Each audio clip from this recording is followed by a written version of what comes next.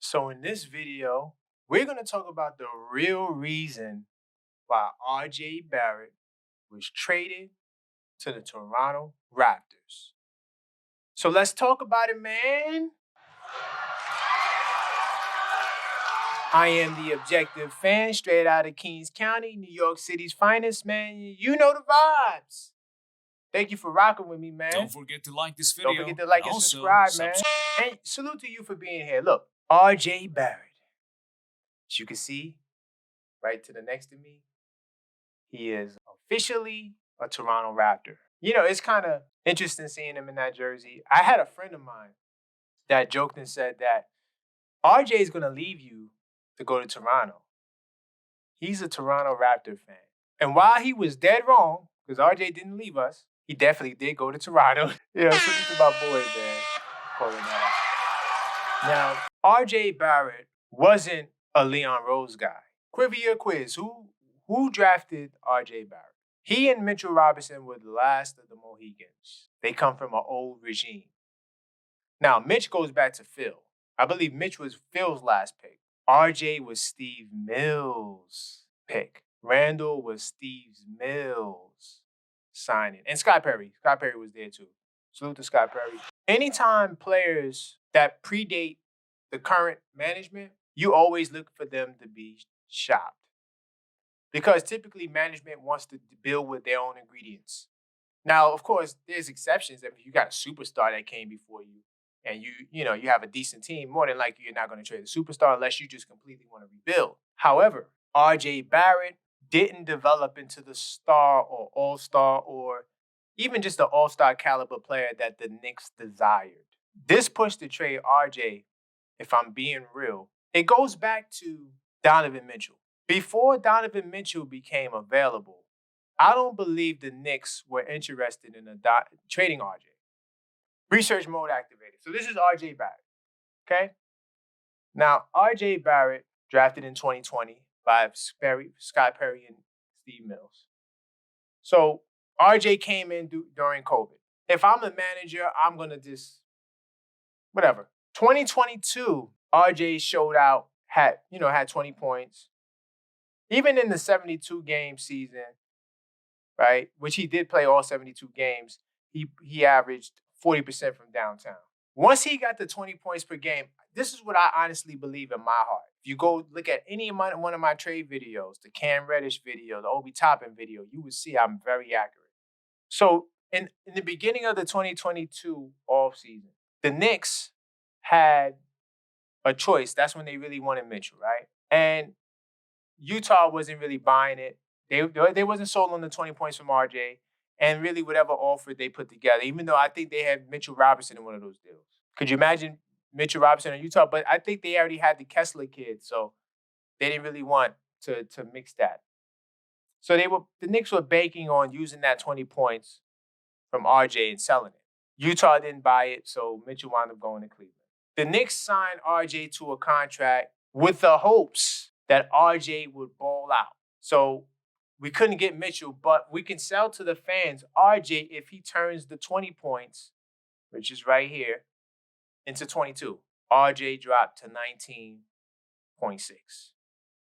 Anybody can go to improve the team.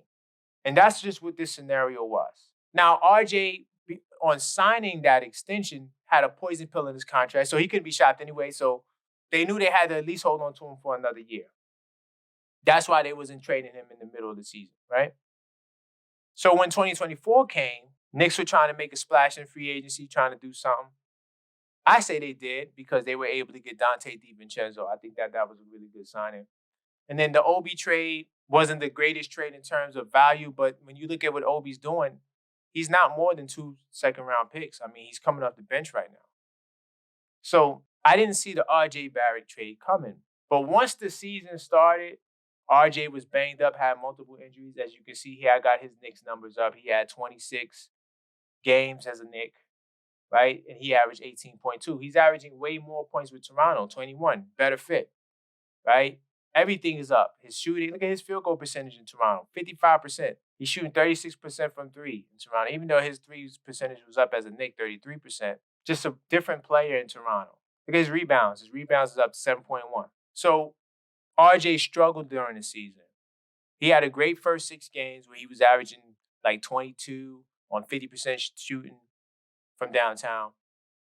Clearly, that was just 6 games. Didn't really mean much because he went on a crazy slump. Now, the Knicks had it in the back of their mind, though some other executives said that RJ Barrett's contract is he's a toxic asset. I disagree with that. I just think that he needed the opportunity to really display his talents, and his peers were drafted onto teams where they were the best player.